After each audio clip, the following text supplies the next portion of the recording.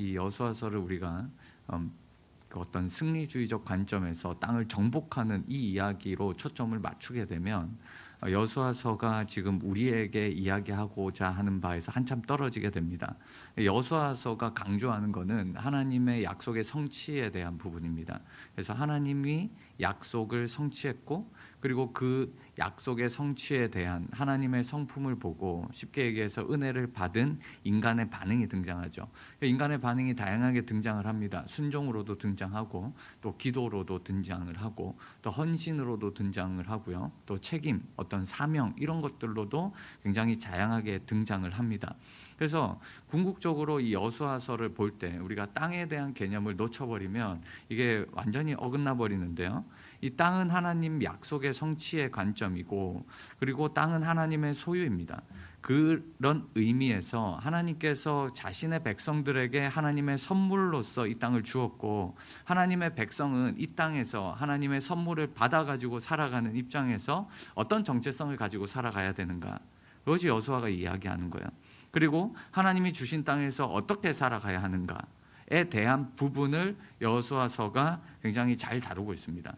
그리고 조금 더 넓게 이 땅의 개념이 어디까지 확장이 되냐면 하나님 나라라는 개념까지 확장이 되고요, 하나님의 통치라는 개념까지 확장이 됩니다.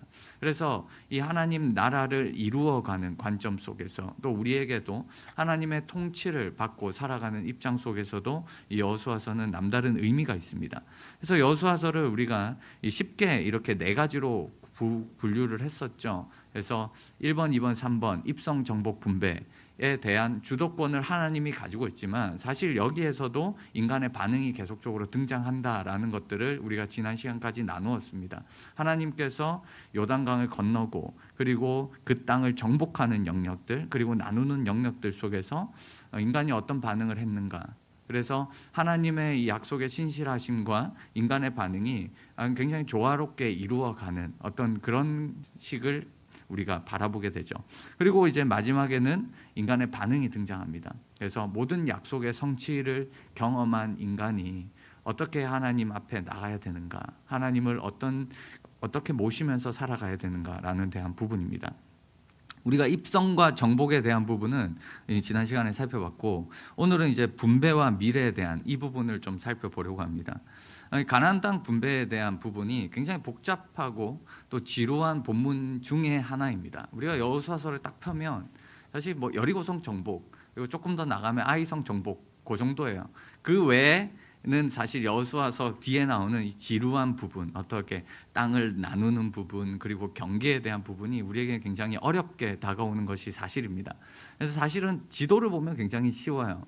낯선 지명들 때문에 우리가 우리 눈에 들어오지 않는 것이 사실입니다만은, 지도를 보시면 이 12지파 땅을 분배하는 이야기는 세 부분으로 나눠질 수가 있습니다. 첫 번째는 이 장소가 좀 다른데요. 모압 평지는 여기입니다. 모압 평지는 이 신명기의 배경이 되는 이곳에서 사실은 이 요단 동편 지역, 그러니까 루벤과 므낫세 반지파, 이 요단 동편 지역을 나누는 장면이 여호수아 13장에도 등장하지만 실제로 민수기에 이미 있었던 일을 회고하는 내용으로 등장을 합니다. 그리고 여호수아 14장부터 사실 19장까지 이 전체가 이 나머지 지파에 대한 땅에 대한 분배입니다. 근데 이것도 장소로 나눌 수가 있어요. 첫 번째는 길갈이라는 장소에서 이 유다 지파와 에브라임 지파, 므낫세 반지파, 이 지파에 대한 분배가 일어나는데, 여러분들이 딱 보시기에도 므낫세 지파, 그리고 에브라임 지파, 유다 지파를 보면 땅덩어리가 굉장히 큰 거를 알 수가 있습니다. 그리고 이 12지파에서의 어떤 리더격이 바로 유다 지파와 에브라임 므낫세 지파입니다. 사실 우리가 이것들을 왜 리더격으로 이 사람들이 어떤 특별한 위치를 가졌냐라고 할 때 우리가 한 가지 사건을 떠올릴 수가 있는데, 그 사건이 뭘까요? 민수기에 등장합니다. 어떤 사건이냐면 정탐 사건이에요. 그 정탐 사건에서 12지파가 각각 한 명의 이 대표자를 보내죠. 그 중에서 2명이 갈 수 있다라고 얘기했던데, 그 두 사람이 누굴까요? 예, 여호수아 갈렙이 어떤 지파일까요? 예, 유다 지파와 에브라임 지파거든요. 그러니까 자연스럽게 이 지파들 중에서도 이 목소리가 커지고 또 영향력이 커질 수밖에 없는 지파들이 유다 지파와 에브라임 지파입니다. 그러니까 에브라임과 므낫세는 거의 한 지파거든, 요셉의 자손으로서. 그래서 이 유다, 에브라임, 므낫세 지파는 사실은 남유다와 북이스라엘로 넘어가서도 큰 영향을 미쳤던 지파들 중에 하나입니다. 그래서 이 사람들은 따로 분배를 하는 장면이 등장을 해요. 그래서 여호수아 14장부터 17장까지는 이 큰 지파들이 분배를 하고 나머지 7지파는 이 실로에서 분배를 하는 장면이 등장을 합니다. 뭐 베냐민, 시므온, 스불론, 이사갈, 아셀, 납달리, 단 지파 같은 경우, 요 내용들이 이제 분배에 대한 부분인데요. 이 분배에 대한 부분은 사실 이 13장부터 시작해서 거의 21장까지 굉장히 많은 장을 차지하고 있습니다. 우리가 볼 때는 이 지루한 것을 왜 이렇게 길게 나열했을까? 우리가 볼 때는 별로 중요하지 않은 장면인 것 같잖아요. 뭐 그 사람들이야 자기들 땅이니까 이렇게 나누고 하는 게 중요해 보이지만 우리 입장에서는 별로 중요해 보이지 않는 것이 사실입니다만은, 사실은 이 13장부터 이 21장까지는 굉장히 짜임새 있게 구성되어 있습니다. 그러니까 이게 굉장히 의도적으로 또 이 안에서 하나님이 어떤 역할을 했고 인간이 어떤 반응을 하고 있는가에 대해서 굉장히 구체적으로 나와 있어요. 그것을 오늘 우리가 한번 살펴보려고 하는데, 이런 동심원적 구조로 굉장히 짜임새 있게 나눠져 있는 것을 볼 수가 있습니다. 일단은 이 가나안 땅의 분배에 대해서 마지막 중심 부분에 보면 회막 이야기가 등장을 하고 여기에 실로로 옮기고 땅을 분배하는 얘기가 나옵니다. 그러니까 여기에 마지막 이 동심원의 중심 부분에 보면 땅 분배가 회막 앞에서, 그러니까 하나님 앞에서 이루어졌다라는 것을 보여줘요. 그래서 가나안 땅의 주인이 누구냐? 하나님이시고, 그리고 당신의 백성들에게 땅을 하사했다라는 장면이 중심축을 이뤄서 하나님께서 땅을 나누어 주신다라는 것을 보여줍니다. 그렇게 보면 여호수아서는 전반부는 이 전사이신 하나님, 이 디바인 워리어죠. 이 전사이신 하나님께서 나가서 싸우시는 장면, 그리고 후반부는 하나님께서 이제 땅의 주인으로서 이 전리품을 나눠주는 장면으로 구성이 됩니다. 근데 여기에서 제가 이 A 부분을 이렇게 색깔로 노란색으로 칠을 해놨는데, 이 A 부분은 공통점이 있어요. 자, 요단 동쪽 지역의 배분과 레위 지파의 성읍의 배분에 대해서 어떤 공통점이 있을까라는 생각을 가지게 되죠. 왜 공통점이 있냐면 둘 다 가나안 땅에서 기업이 없는 사람들입니다. 다시 말씀드릴게요. 요단 동쪽 지역에 분배받은 루벤과 므낫세 반 지파와 레위 지파는 자신의 기업이 하나님의 원래의 약속의 땅이 아닌 사람들이에요. 요거에 공통점으로 묶이게 됩니다. 그러니까 가나안 땅과 사실은 분리된 지역이 요단 동쪽 지역이고, 레위 사람들은 기업이 없죠.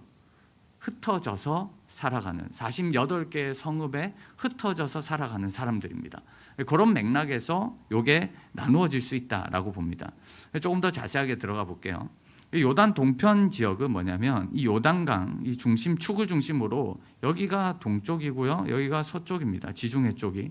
그러니까 동쪽 지역에 분배받은 사람들이 등장하죠. 루벤과 므낫세.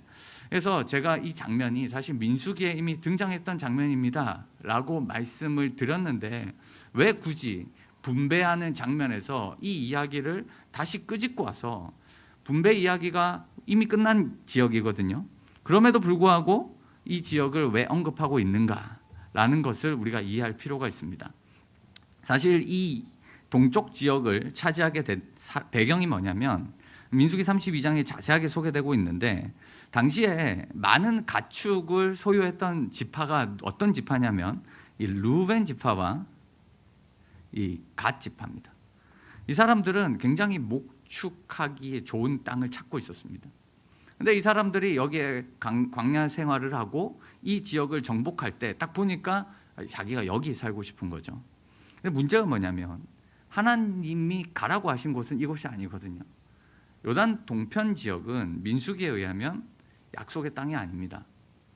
그러니까 하나님께서 내가 약속한 땅, 가나안 땅으로 가라고 했을 때 그 경계가 민수기에 나오는데, 그 경계가 어디냐면 요단 서쪽 지역만 가나안 지역이에요. 하나님이 약속하신 땅입니다.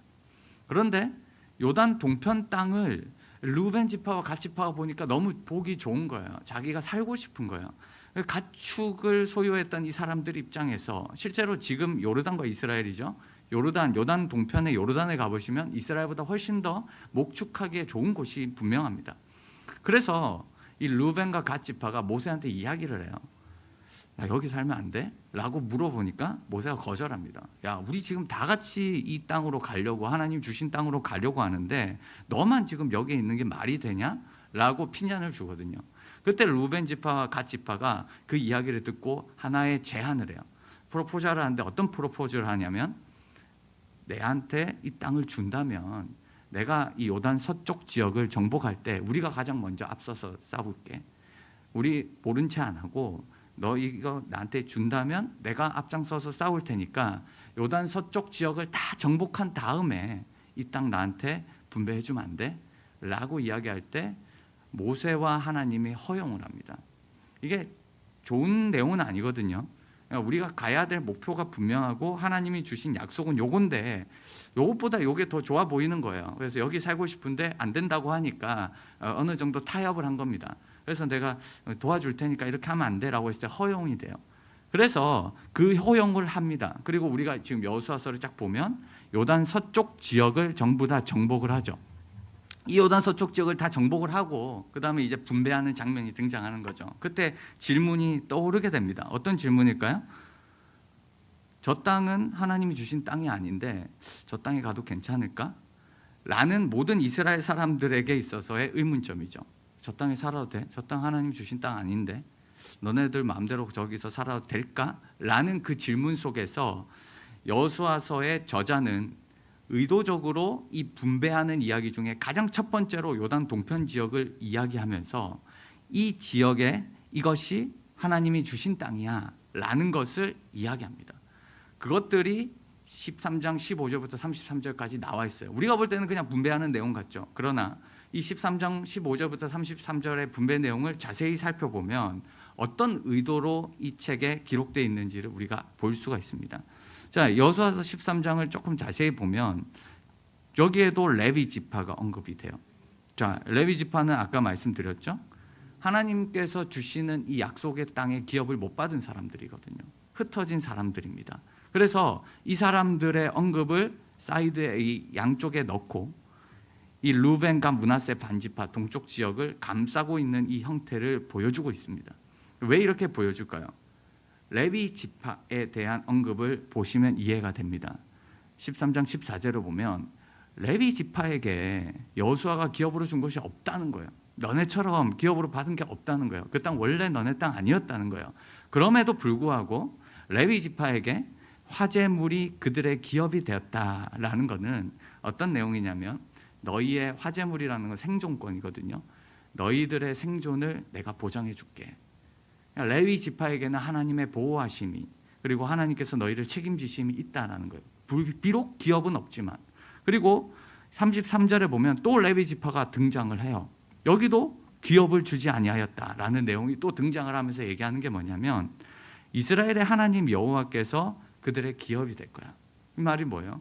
레위 지파는 기업이 없지만 너희 가운데 내가 너희의 기업이 되기 때문에 너희 그렇게 기업이 없지만 너네 나 거야, 하나님 거야라는 것을 여기서 보여주는 것. 그래서 이 레위 지파 사이에 있는 요단 동편 지역도 야, 그 땅이 너희가 기업이 없는 원래 땅이었지만 하나님께서 허용하심으로 말미암아 그 땅도 하나님의 것이다라는 것들을 의도적으로 보여줍니다.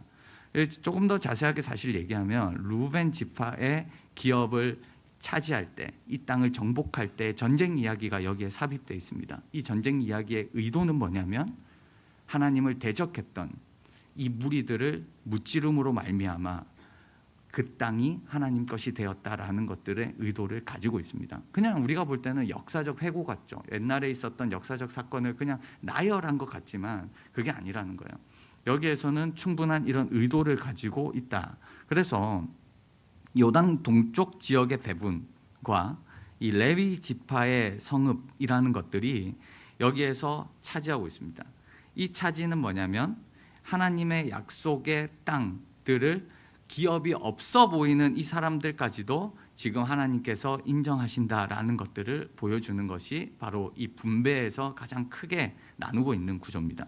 그리고 두 번째, 이 B라는 부분. 그러면 이제 땅을 분배하기 시작하겠죠. 땅을 분배하기 시작합니다. 근데 바로 땅의 분배, 서쪽 지역의 분배로 들어가지 않고 이 분배의 원리를 얘기해요. 그리고 이 도피성 운영이 여기에 등장을 합니다. 이게 왜 또 짝을 이루냐면, 이 분배의 원리는 뭐냐면, 가나안 땅이 하나님께 속한 땅임을 이 사람들에게 상기시킵니다. 가나안 땅은 하나님 땅이야. 그렇기 때문에 이 땅에서 사는 사람들의 책임을 이야기해요. 무슨 말이냐면, 이 땅은 너희에게 주는 땅이지만 이 땅에서 살아갈 때 너희가 어떤 정체성으로 살아가야 되고, 내가 이 선물을 주는 때 의도가 있다는 거예요. 너희한테 원하는 게 있다는 거예요. 하나님이 원하시는 그 나라를 이루어 가라는 거예요. 이 땅에서 공평한 권리를 가지고, 책임을 가지고, 공의와 정의를 가지고, 너희가 종되었을 때 하나님이 너희를 돌보아 주셨던 것처럼 너희도 다른 사람들을 돌보아 줘야 돼. 그리고 너희도 억울한 사람이 생기게 하지 않도록 그렇게 운영을 해야 돼라는 것들을 얘기합니다. 그 대표적인 게 뭐냐면 도피성입니다. 도피성은 정의와 공의를 실현하는, 그리고 공동체가 하나님의 백성이라는 하나의 공동체라는 것을 유지하기 위한 하나의 운영 원리입니다. 그래서 이 분배의 원리 속에서 첫 번째를 보면 이런 내용을 하죠. 이스라엘 자손이 가나안 땅에서 받은 기업, 제사장 엘르아살과 눈의 아들 여호수아와 이스라엘 자손 지파의 족장들이 분배한 것이다. 분배를 시작할 때 여호수아가 다 분배하는 게 아니라 이것도 민수기 34장에 명령을 해놓은 거예요. 하나님께서 너네 땅 다 정복한 다음에 분배할 날이 올 건데, 그때 너 혼자 하지 말고 여호수아와 엘르아살과 12지파의 족장들 한 명씩 뽑아가지고 같이 분배해라. 너희가 독점하지 마라. 너희 거 아니야. 너희 같이 분배해라는 얘기를 하거든요. 그 말씀에 대한 순종으로 1절이 바로 등장을 합니다. 그러니까 이게 하나님 거고 하나님 말씀에 내가 순종한다는 거죠. 더군다나 여기에서 제사장이 등장했다는 것은 굉장히 독특한 거죠. 왜냐하면 분배에는 제사장이 들어갈 일이 종교적인 일이 아니거든요. 그럼에도 불구하고 제사장이 들어갔다는 것은 땅을 분배하는 것도 너희 임의로 나누는 게 아니라 하나님께서 하시는 거야. 그래서 제비를 뽑죠. 그리고 5절에는 뭐라고 하냐면 이렇게 얘기합니다. 여호와께서 모세에게 명령하신 것 같이 행했다.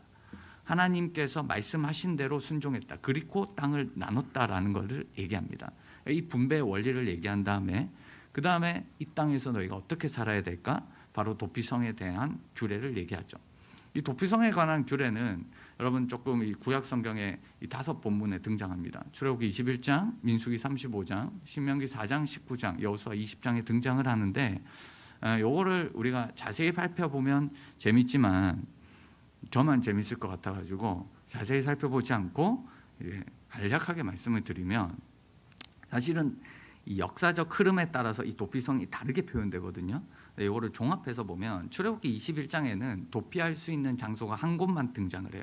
신명기 4장에 들어가 보면 추가됩니다. 요단 동편에 3곳, 그리고 신명기 19장에 들어가면 거기에다가 3곳이 더 추가돼요. 그러니까 총 6곳의 도피성을 만듭니다. 그리고 민수기에 들어가면 그제서야 도피성이다라는 그 용어가 등장을 합니다. 그리고 여호수아서 20장, 오늘 우리가 바라봤던 본문에 들어가 보면 도피성에 누가 거주할 수 있는지 이 여부에 대해서, 그리고 방법에 대해서 등장을 합니다. 그래서 이건 뭐냐면 도피성으로 이 구별해서 이 성읍이, 제가 지도에 빨간색으로 여기에 넣어놨습니다. 이 가데스, 세겜, 헤브론, 그다음 바산, 골란, 길르앗, 라못, 베셀이라는 이 지역인데요. 이 동쪽에 3곳, 서쪽에 3곳이 있죠. 이 도피성이 어떤 곳이냐면, 살인죄를 지은 사람이 만약에 의도가 없이 사고로 다른 사람을 죽게 만든 사람만 여기에 해당됩니다. 고의성이 없이 실수로 죽이는 것. 예를 들어서 이웃과 함께 벌목을 하러 갔는데 도끼가 날아가가지고 갑자기 옆에 있는 이웃이 맞아 죽게 되었을 때, 그러니까 이거 의도적인 게 아니잖아요. 이게 나무를 하다가 갑자기 도끼가 자루에서 빠져서 사람이 죽은 케이스 때 이 사람은 자신이 도피성으로 피해서 보복을 안 당할 수 있도록 보존하는 겁니다. 그래서 비록 사고지만 피해자 입장에서는 얼마나 분노가 차겠어요. 어이없이 죽음, 이 죽음에 대해서 복수를 할 수 있었기 때문에 이 도피성에 들어가면 살 수 있다. 그러면 어떻게 되냐? 도피성에 이 사람이 들어가면 재판을 받습니다. 재판을 받아요.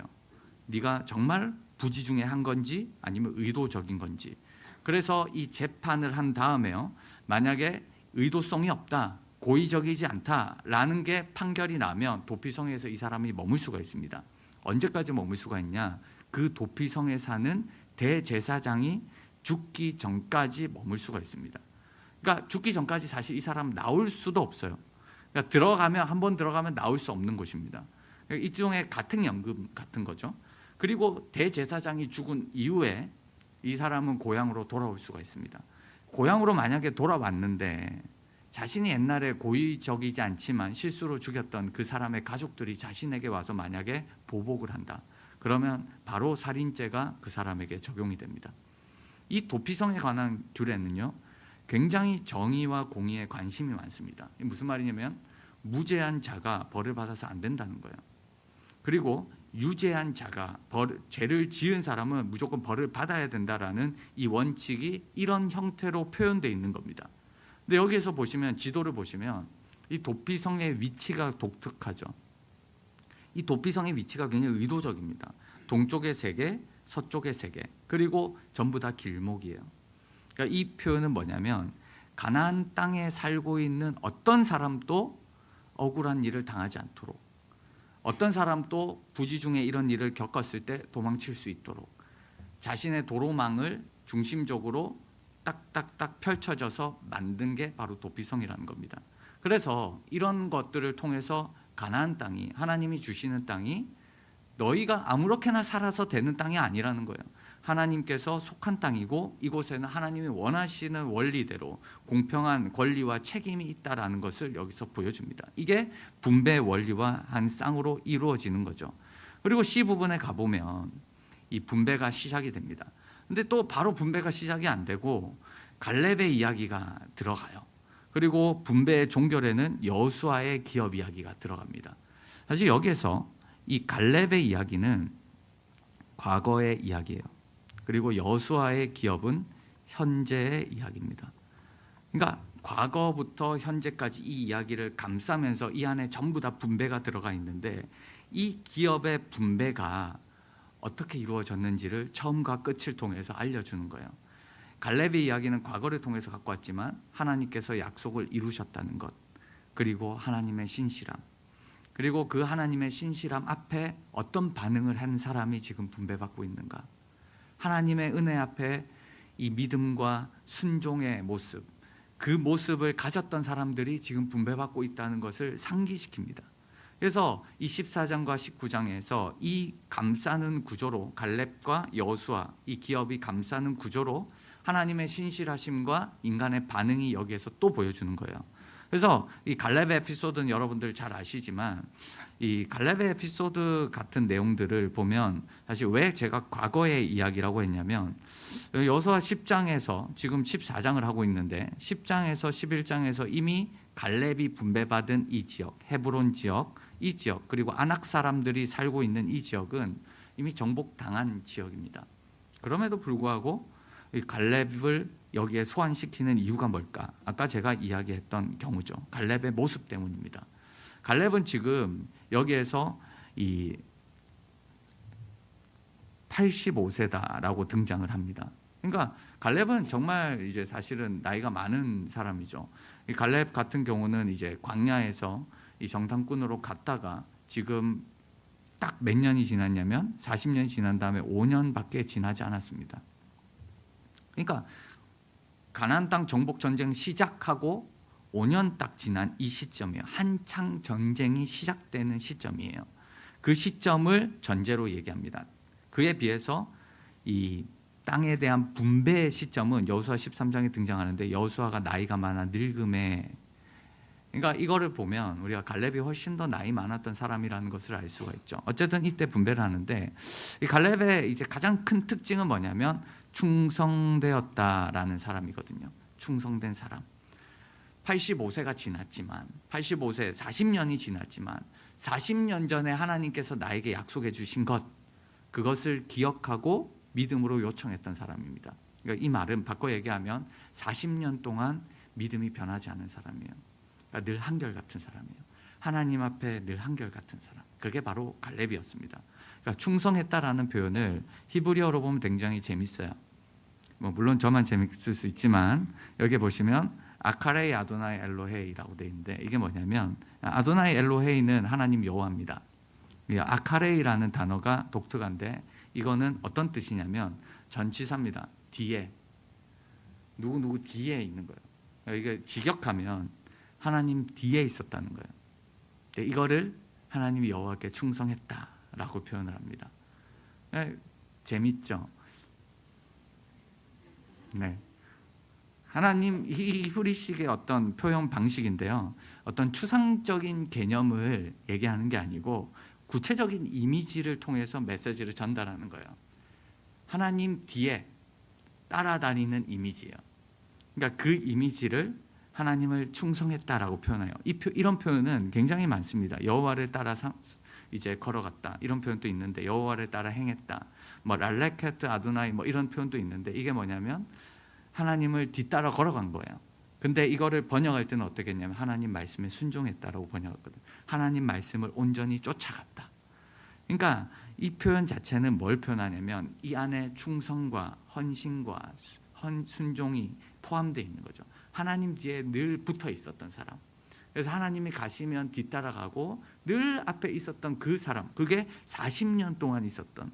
그리고 그 하나님께서는 40년 전에 약속했던 것을 잊지 않고 이루어 주시는 하나님. 이것들을 우리가 갈렙 이야기에서 볼 수가 있습니다. 그래서 갈렙하면 어떤 이미지? 충성의 이미지가 여러분들 가운데 떠오를 수 있습니다. 이 갈렙이라는 이 단어를 여러분들이 여기 보시면 이 카프라 아메드 베트인데 이 갈렙이라고 돼 있죠. 이 단어를 어떤 책들을 보면 어떤 거랑 유사하냐면 이거랑 유사합니다. 개. 웃기죠? 이 개라는 단어가 캘레브거든요. 이게 이제 모음만 다르지 자음은 똑같거든요. 사실 여러분들이 마소르 학자 그러니까 원래 원문에는 모음이 없어요. 모음이 없기 때문에 이제 언어적 유사성이 있다는 거죠. 똑같잖아요. 여기도 캘레브고 여기는 갈렙인데 이 자음 자체가 똑같은 것을 볼 수가 있습니다. 그래서 일부 학자들은 고대 근동에서 개라는 이미지가 충성을 상징했기 때문에 이 갈렙의 이름에도 이 충성된 자라는 표현이 들어간 거 아니냐라고도 제안을 합니다만은 제가 볼 때는 조금 억측이 있는 것 같아요. 왜냐하면 충분히 언어 단어만 보면 그렇게 생각할 수 있지만 왜 억측이냐면 성경에서 개라는 이미지가 그렇게 좋은 이미지가 아닙니다. 물론 우리가 지금 이 시대에 애완견도 있고 반려견도 있고 이렇게 해서 개가 충성되고 당연히 그런 것도 있지만 사실은 이 고대 근동 사회에서 개라는 이미지는 사실 부정적인 이미지거든요. 그러니까 충성된 이미지가 없지는 않지만 그거는 굉장히 소수고요. 대부분의 성경에서의 개라는 이미지는 부정적인 이미지입니다. 그런데 왜 갈렙과 연결시킬까? 저는 이거를 긍정적으로 해석할 수 있다 생각하는데 왜 그러냐면 갈렙의 출신 때문이에요. 갈렙의 출신이 어떤 사람이냐면 민수기 32장이나 여호수아서 14장에 보면 그니스 사람으로 등장을 합니다. 이스라엘 사람이 아니에요. 그러니까 대부분 학자들은 에돔의 어떤 후손이다라고 얘기하는데 이방인입니다. 그러니까 의외죠. 갈렙이 이방인이었어? 이스라엘 사람이 아니라는 거예요. 그렇게 보면 이스라엘의 혈통이 아닌 사람이 12지파의 한 지파의 우두머리였고 더군다나 여호수아서에서 하나님 앞에 충성된 사람으로서의 이미지가 등장한다는 것은 굉장히 독특한 점이거든요. 그래서 지금 이거를 개가 원래 부정적인 이미지잖아요. 근데 부정적인 이미지를 가진 그 이미지도 지금 하나님의 사역에 귀하게 사용될 수 있는 존재 갈렙이 되었다. 그래서 저는 이 캘레브가 칼렙이 되었다. 라고 하는 게 아주 어울리지 않나라고 혼자 생각을 해봅니다만은, 어쨌든 이 갈렙이 되었다라고 할 때, 이 여호수아서에 등장하는 대부분의 등장인물, 여러분 생각나세요? 라합, 미천한 사람이었지만 하나님 앞에 구원받았죠. 하나님 앞에 반응했던 사람. 기브온 족속, 거짓말해서 이스라엘 사람들을 속였지만 그럼에도 불구하고 이스라엘의 공동체 구성원이 된 사람들. 갈렙, 이방인이지만 하나님의 뒤를 쫓아서 하나님 앞에서 굉장히 귀하게 사용되었던 이 사람의 이 메시지를 여기에서 전달하는, 갈렙의 충성된 그 모습, 출신과 상관없이 하나님 앞에 헌신된 그 인간의 반응, 그게 이제 갈렙으로 등장하는, 그게 이제 분배의 시작의 갈렙 이야기를 가지고 온 이유입니다. 갈렙 이야기를 가지고 와서 분배할 때 너희가 잘나서 한 게 아니라는 거예요. 하나님께서 은혜를 베풀어 주셨고 그 은혜에 대한 반응으로서 하나님을 온전히 쫓았던 사람들이 가지게 되는 기업이 지금 너네가 가지는 기업이야, 땅이야 라는 것들을 얘기해 줍니다. 그래서 이런 과정들을 통해서 분배의 이야기가 시작이 되죠. 여호수아도 마찬가지입니다. 마지막에 여호수아의 기업 분배가 이 쌍을 이루는데, 여호수아는 에브라임 지파 출신으로 가나안 정복 전쟁의 아주 주역이죠. 아주 메인 캐릭터입니다. 중요한 인물입니다. 그러나 그가 분배를 언제 받았나? 가장 마지막에 받습니다. 이게 독특한 점입니다. 여호수아가 가장 마지막에 지파의 모든 분배가 끝난 이후에 자신의 기업을 받습니다.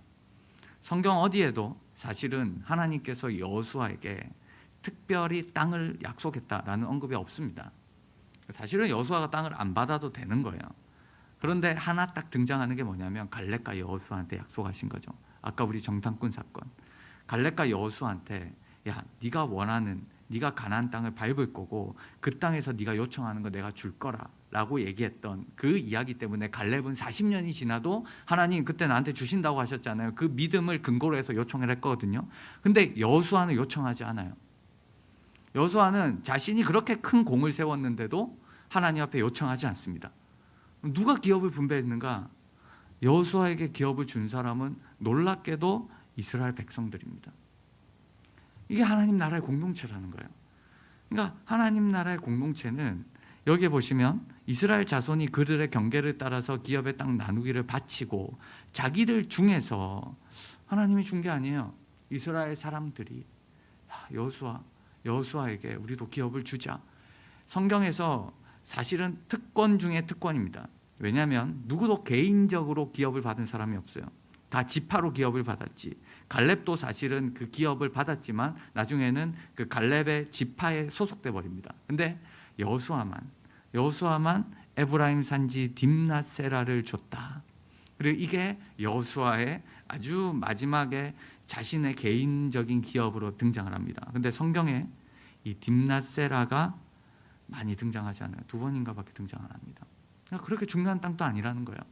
그럼에도 불구하고 여호수아의 마지막이 어땠는지, 그리고 여호수아가 하나님 앞에 당연히 받을 수 있지만 그 받을 수 있는 것을 백성들을 위해서 섬김으로 내가 양보하고 자신에게 기업을 주지 않는다 하더라도 나는 조용히 떠날 수 있다라는 그런 마지막의 리더십의 모습, 그리고 백성들은 하나님 앞에 수고했던 이 여호수아에게 기업을 자신들이 헌신해서 주는 모습들. 그러니까 이게 하나님께서 원하시는 어떤 땅의 모습이라는 거예요. 땅의 분배 속에서 욕심과 욕망에 이끌려서 싸우는 그 모습이 아니라 서로가 서로를 나를 남보다 낮게 여기며 서로를 채워주는 그 아름다운 모습이 지금 분배의 과정에서 처음과 끝을 차지하고 있어요.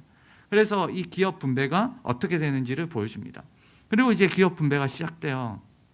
사실은 15장부터 19장까지 이 15, 16, 17, 18, 19니까 5장에 걸쳐서 아주 길다랗게 적혀져 있는 건데, 여기에서도 아주 독특한 내용들이 있어요. 그냥 땅의 분배만 내용이 아니라 독특한 구절들이 등장을 합니다. 여러분들이 성경을 이제 묵상을 해 나가실 건데 잘 한번 읽어보시기 바랍니다.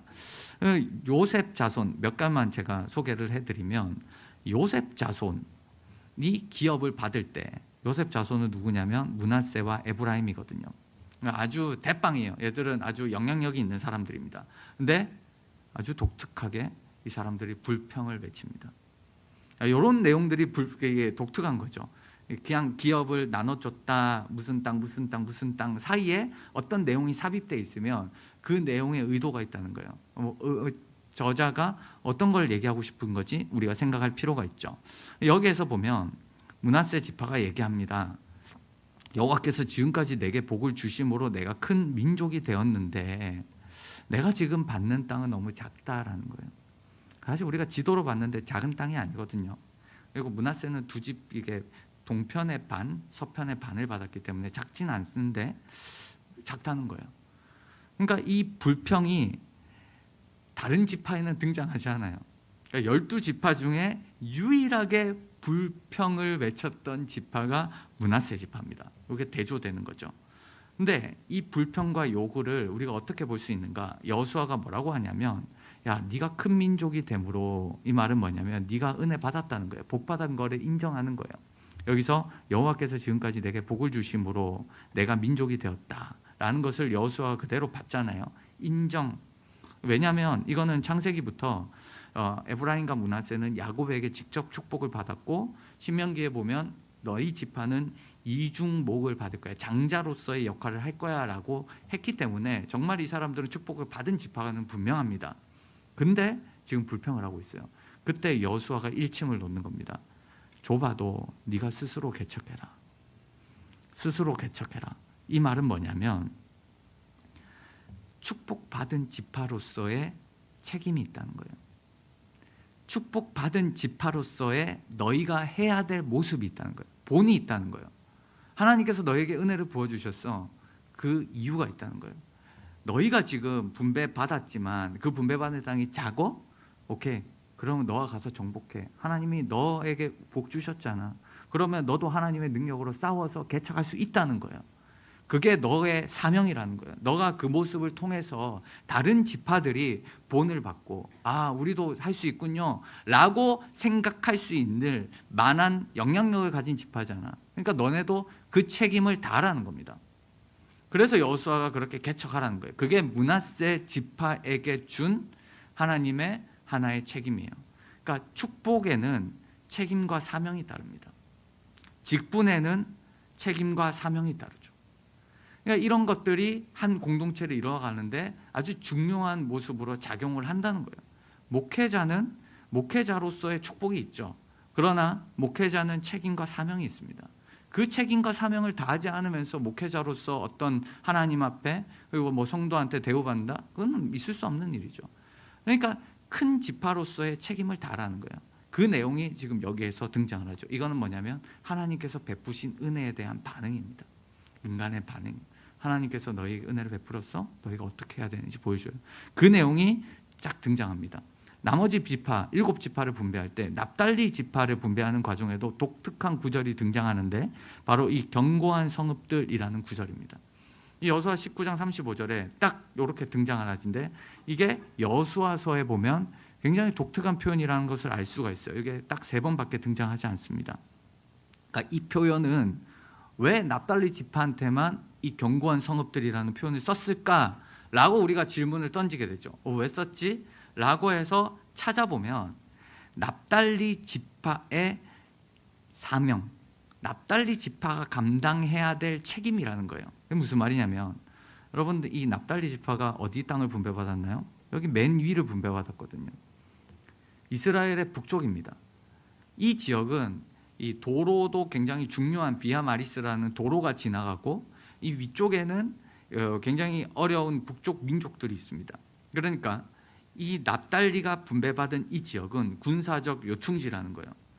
견고한 성읍들이라는 거는 그 중요성을 강조합니다.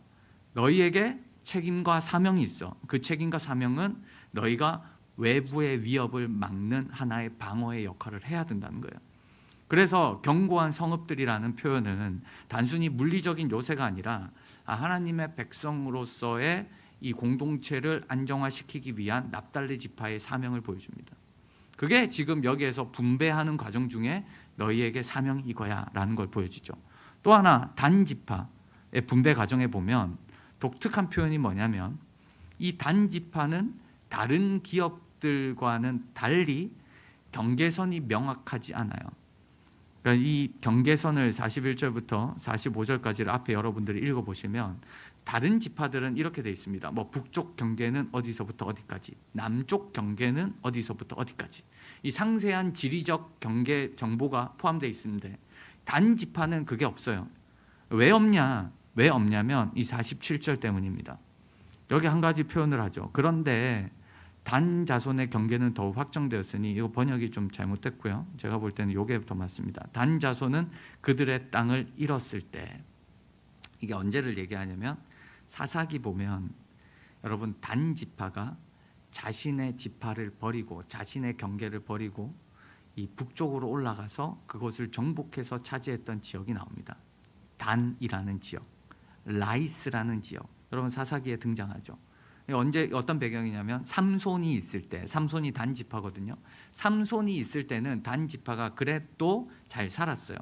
이 단 지파가 분배받은 땅이 어디냐면 여기입니다. 이 지역. 근데 이 지역이 어떤 사람들이 있었냐면 블레셋 사람들이 있었거든요. 이 지역에. 블레셋 사람들이랑 늘 단 지파는 싸우는 거예요. 경계에 있으니까 맨날 당하는 거예요. 그때 이제 삼손이 등장해서 어깨를 좀 피게 해줬죠. 근데 문제는 뭐냐면 삼손이 죽은 다음에 블레셋 사람들이 자꾸 괴롭히는 거예요. 그래서 이 단이 블레셋 사람들 때문에 못 살겠다 하면서 떠나간 곳이 어디냐면 여기 위쪽입니다. 이게 사사기에 등장하는 내용이에요. 근데 이 사람들이 여기로 떠나는 사건이 등장하는데 유일하게 하나님이 주신 기업을 버리고 간 사람들입니다. 그래서 요한계시록에 보면 단 지파가 등장하지 않아요. 아예 이스라엘 쪽으로 들어오지도 않습니다. 뭐 그 원인에 대해서 다양하게 우리가 볼 수 있지만 이 사건도 우리가 이해할 수가 있죠. 그러니까 단 지파가 여기에서 옮겼다라는 것을 여기에 적으면서 경계를 모호하게 적은 거죠. 그래서 여기를 왜 적었냐? 너희에게 주신 그 사명, 그 부르심 앞에 너희가 힘들고 어려워도 끝까지 지켜야 된다는 거예요. 근데 단 지파는 그걸 버렸다는 거예요. 그 모습을 지금 이 지파 분배를 통해서 보여줍니다. 그리고 이런 구도 속에서 여러분들 제가 몇 개만 얘기를 했지만 이런 구도 속에서 하나님의 은혜가 등장을 하고 인간의 반응이 등장을 하죠. 그러니까 인간의 반응에 순종, 기도, 헌신, 책임, 사명 이런 것들이 다 포함돼서 여기서 등장을 합니다. 마지막에 보면 이제 X자에 이 회막을 중심으로 했다. 그래서 이 모든 것들의 분배가 회막에서 일어났다는 것은 뭐냐면 오헬 모에드거든요. 만남의 장소, 하나님과의 만남의 장소입니다. 하나님의 임재의 상징, 성막을 생각하시면 돼요. 그러니까 하나님 앞에서 했다. 하나님이 함께 하신다. 그리고 3절에 보면 하나님께서 주신 땅, 그리고 6절, 8절, 10절 하나님 앞에서 했다. 이런 표현들을 다 갖다 붙이면서 이 모든 것들이 하나님을 중심에 놓고 하나님 앞에서 행한 일이다라는 것을 지금 마지막으로 보여줍니다. 굉장히 짜임새 있게 보여준 거예요. 13장부터 21장까지는. 그러면서 이 표현들을 쫙 표현하면서 분배가 마치면서 21장으로 넘어가면 1장에서 여수와서 1장에서 약속했던 이 모든 것들이 어떻게 성취됐는지를 다시 표현합니다. 하나님이 너희한테 약속 지켰어? 라는 걸 보여주죠. 하나님이 열조에게 주신다 한 이 땅을 다 주셨어. 너희가 다 거기 거주했고 하나님께서 안식을 주셨어. 그래서 모든 대적이 너희를 당할 자가 하나도 없고 그들의 손에 붙였다라는 이 약속이 여기에 등장을 합니다. 그러니까 지금 하나님께서 이런 일들을 하셨다라는 거예요. 그러면 남은 게 뭘까요? 마지막 장면은 하나님 또 인간의 반응이죠. 하나님께서 이런 일을 하셨는데 어떻게 해야 돼? 거기에서의 핵심 단어가 아바드, 섬기다라는 단어예요. 섬기다라는 단어. 이 섬기다라는 단어를 여기에서 보면 여호수아의 어떤 설교도 등장을 하고 다양한 얘기들이 등장을 하는데 여호와만 섬기도록 지시를 합니다. 요단 동쪽 지파를 향해서. 그리고 이스라엘 장로들과 지도자들에게 여호와만 섬겨라. 여호와만 섬겨라. 그리고 이스라엘 모든 지파를 세겜에 소집해서 다시 여호와만 섬겨라, 여호와만 섬겨라라는 것을 보여주죠. 그러니까 지금 여기에서 강조점이 뭐냐면 하나님이 주신 땅에서 너희가 어떻게 살아야 되느냐. 여러분 이 섬긴다라는 단어는 이런 거죠. 지금 이 시대의 언어로 환원하면 우리가 예수를 믿잖아요. 예수를 잘 믿어라라는 그 표현 안에는 어떤 내용이 다 포함되어 있어요? 예수 그리스도를 잘 믿기 때문에 우리의 삶의 모든 영역 속에서 우리가 어떻게 살아야 되는가가 다 포함되어 있는 겁니다. 아니, 단순히 우상 숭배하지만 이 정도 수준이 아니고요. 하나님만 섬겨라 라는 거는 하나님이 너희의 주인이기 때문에 너희가 이 땅에서 어떻게 살아야 되는가를 여기에 다 포함하고 있는 내용입니다. 그래서 이 여호수아서의 책의 두 기둥을 얘기하라면 저는 여호수아서 8장과 24장을 얘기하는데 그게 언약식에 대한 거예요. 여호수아 8장과 24장은 뭐냐면 8장에는 그리심산과 에발산에 모든 이스라엘 백성들을 모아놓고 축복과 저주를 외치죠. 만약에 너희가 하나님 말씀대로 이 율법을 잘 지킨다면 축복하고 지키지 않는다면 저주할 거야. 여기서 제가 처음에 말씀드렸던 것처럼 여기서 여호와의 율법이라는 거는 그냥 하나하나 이런 이 내용이 아니라 하나님의 가르침이라는 큰 영역 속에서 봐야 됩니다. 그러니까 지금으로 표현을 하자면 뭐 우리 시대는 율법이 없으니까 이게 아니고요. 우리 시대에서 하나님께서 원하시는 모든 삶의 영역을 얘기합니다. 그 영역 속에서 축복과 저주를 외치죠. 여호수아서 24장에 가도 언약 갱신을 합니다. 세겜에서 여호와가 하나님만을 섬겨라. 여호수아가 얘기하죠. 오직 나와 내 집은 여호와를 섬기겠다. 너희는 어떡할래? 우리도 섬기겠습니다. 라는 내용이 등장을 합니다. 이게 이제 실제로 이스라엘에 가보시면 세겜이라는 곳이 있고 이 그리심산이 여기 있고 에발산이 여기에 있습니다. 여기 에발산에서 이제 제단을 쌓았다라는 내용이 여호수아서 8장에 등장을 하고 신명기 27장도 등장을 하거든요. 에발산에 가보면 이 제단이 하나 발견됐습니다. 뭐 물론 조금 논란의 여지가 있지만 사실은 이스라엘 고고학자 아담 제르탈이라는 사람이 여기에서 속조 구조물을 발견을 했고 이 탄소 연대 측정 결과 주전 13세기경 그러니까 여호수아 시대 경으로 이제 했기 때문에 그리고 또 여호수아서 8장과 신명기 27장에 제단을 쌓았다라는 얘기가 등장하기 때문에 이제 요것들이 아마 그때의 제단이 아닐까라고 이제 생각을 많이 합니다. 그러니까 이런 내용들이 있고 그래서 이제 여기에서 이렇게 리컨스트럭션을 하면 이제 재구성을 하면 이런 모습으로 이제 등장을 했을 거다라고 얘기를 하죠. 다듬지 않는 돌로 쌓았고 주변에 이제 다량의 동물 뼈가 발견되거든요. 그 동물 뼈 같은 거는 이제 그때 당시에 제사했던 어떤 이런 형태로 우리가 이제 이해를 할 수 있습니다. 이것도 재밌을까 봐 갖고 왔는데 반응이 별로 없어가지고. 네. 어쨌든 그때 8장과 24장에서 이런 내용들 어떤 하나님의 틀로서의 모습을 보여주죠. 결론으로 들어가면 여호수아서에서 이 땅이라는 게 굉장히 중요하다라는 것들을 우리가 인식했을 겁니다. 그래서 이스라엘 백성이 약속의 땅을 하나님의 선물로서 받았고 그 약속의 땅에 머물렀는 이스라엘 사람들의 어떤 삶의 모든 양식들이 율법으로 표현된 거죠. 그래서 이런 의미에서 땅은 어떻게 표현하냐면 바로미터라고 표현할 수가 있습니다.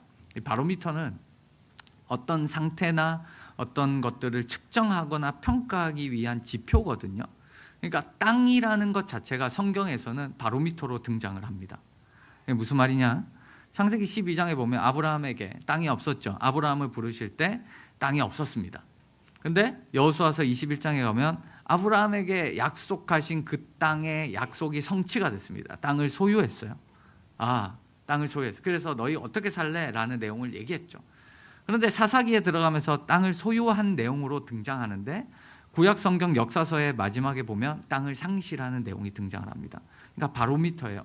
땅이라는 것이 너희 것이 아니라 하나님이 주신 선물인데 이스라엘 백성들은 땅을 소유하기도 하고 빼앗기기도 했던 그래서 인간의 반응에 대한 영역을 굉장히 중요하게 생각하게 만드는 영역이죠. 우리가 생각할 때 특별히 우리 개혁주의 특별히 모든 것이 은혜로 다 됐다라고 할 때는 인간의 반응에 대해서 우리가 그렇게 깊이 생각하지 않습니다. 뭐 율법적이다, 조건적이다, 뭐 이런 표현들을 많이 쓰지만 성경을 잘 몰라서 그렇습니다. 이게 조건적이진 않지만 그 안에서 하나님의 은혜를 받은 사람들이 어떠한 반응으로 나가냐에 따라서 하나님과 인간의 동력자적인 어떤 관계가 이루어지는 거죠. 그러니까 기도도 마찬가지입니다. 우리가 기도 왜 합니까? 하나님은 다 하실 건데 기도 안 해도 하나님 하실 수 있죠. 하실 수 있죠. 그런데 기도를 통해서 하나님의 일하심을 우리가 경험할 수 있는 이 통로로 사용되어진 거죠.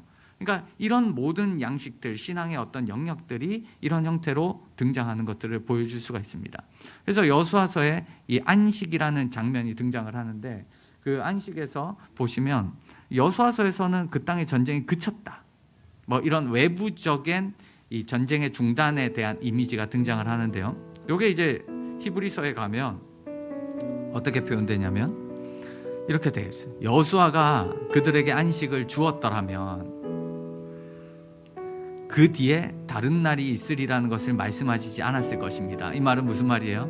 그 안식이 완벽하지 않다는 거예요. 여수아 때 누렸던 그 안식이 있지만 지금은 안식하는 일이 남아있다. 그 남아있는 일이 뭐냐면 바로 예수 그리스도를 통한 완전한 안식이 남아있다라는 것들을 보여줍니다. 그 안식을 보여주면서 이 내용을 생각할 수가 있죠. 땅이라는 게 하나님 나라의 통치 사상과 하나님 나라의 개념으로 등장을 하는 거구나. 여러분, 복음이라는 거는 두 가지의 양면성이 있습니다. 첫 번째는 대속적 의입니다. 은혜로 구원받은 것. 근데 그 양면은 뭐가 있냐면 예수 그리스도를 주라고 하신 통치의 개념이 있습니다. 예수 그리스도를 주라고 하신 거는 뭐냐면 예수께서 구약의 표현으로 오면 아도나이가 되는 거고요. 신약으로 오면 키리오스, 주인이 되는 거고, 고대 그리스 로마 시대로 들어가면 황제의 개념이 됩니다. 그러니까 통치의 개념이 돼요. 하나님께서 우리를 건져내신 이후에 우리를 통치하신다는 거예요. 그 통치의 개념으로 복음을 받아들이는 겁니다. 그래서 여호수아서는 하나님의 은혜를 강조하면서 동시에 그 통치를 받고 있는가라는 것들을 보여주죠. 자, 마지막으로 여러분들에게 말씀드리고 싶은 게 요 구절입니다. 백부장의 얘기인데, 이 백부장이 이런 얘기를 합니다. 예수께서 죽으시는 모습을 보고 이 사람은 진실로 하나님의 아들이었구나 라는 표현을 합니다. 여러분, 여호수아서를 보면 우리가 이런 생각을 하게 돼요. 권력으로, 힘으로 복음이 전해지는 것처럼 보이지만 전혀 그렇지 않습니다. 여러분, 복음은 힘으로 전해지는 것도 아니고 권력으로 전해지는 게 아닙니다. 삶의 영역으로 전해지는 거예요. 여러분, 종교가 전해질 때 우리 잘 생각하셔야 됩니다. 종교가 전해질 때 세 가지 방법이 있습니다. 첫 번째는 뭐냐면 협박이에요. 협박. 너 예수 안 믿으면 지옥 간다. 협박이거든요. 너 예수 안 믿으면 너 삶이 어려워져. 맞는 말이죠. 근데 협박이거든요. 두 번째는 뭐냐면 자기 만족입니다. 그게 뭐냐면 예수 믿으면 복 받아. 너 어렵지? 너 아프지? 예수 믿으면 너 나을 수 있어. 라는 자기 만족이에요. 근데 그런 종교적인 영역이 여러분들 복음을 확장시키는 게 아닙니다. 협박과 이 자기 만족에 대한 부분은 지속적인 그 신앙의 관계로 나아가기가 굉장히 어렵습니다. 종교의, 기독교의 가장 아름다운 점은 뭐냐면 그 자체의 아름다움이에요. 그러니까 기독교는 복음의 그 자체, 예수 그리스도의 그 아름다움으로 전해지는 거예요.